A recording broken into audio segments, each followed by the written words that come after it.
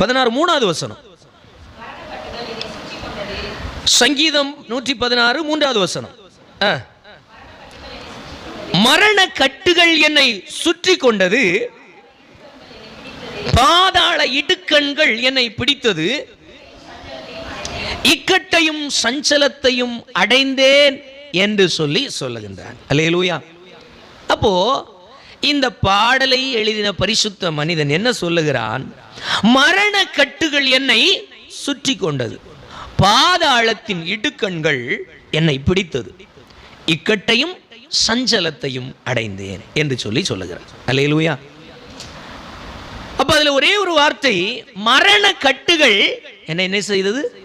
சூழ்ந்தது. மரண கட்டுகள் என்னை சூழ்ந்து கொண்டு. இந்த ஒரு வார்த்தைக்குள்ள நாம் இந்த பகல் வேளையில் சில தியானத்தை கர்த்தருடைய வசனத்திலிருந்து தியானிக்க போகிறோம். மரணக்கட்டு அப்படின்னு சொன்னா, மரணக்கட்டை குறித்து, மரணத்தை குறித்து இந்த உலகத்திலே பயமில்லாத மனிதர்களே கிடையாது. அல்லேலூயா. சத்தமா சொல்லுங்களேன். அல்லேலூயா.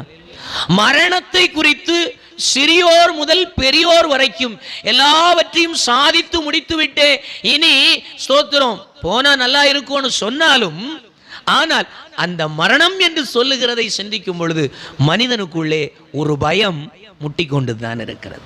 அல்லேலூயா.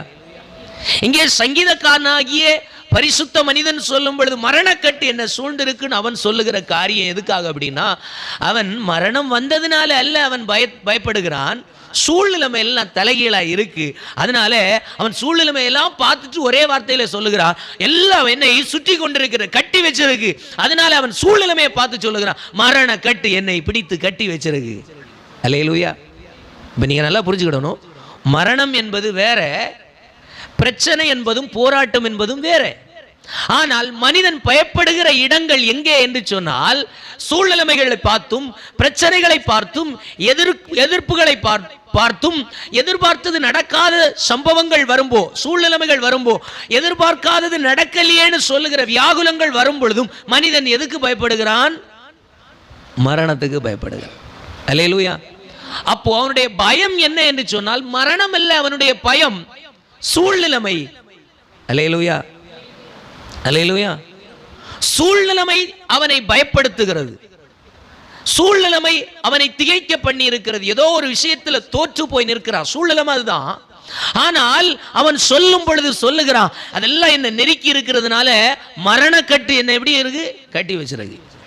அல்லேலூயா. சூழ்நிலைமை எந்த உருவத்தில், எந்த ரூபத்தில், எந்த வழியில வந்தாலும்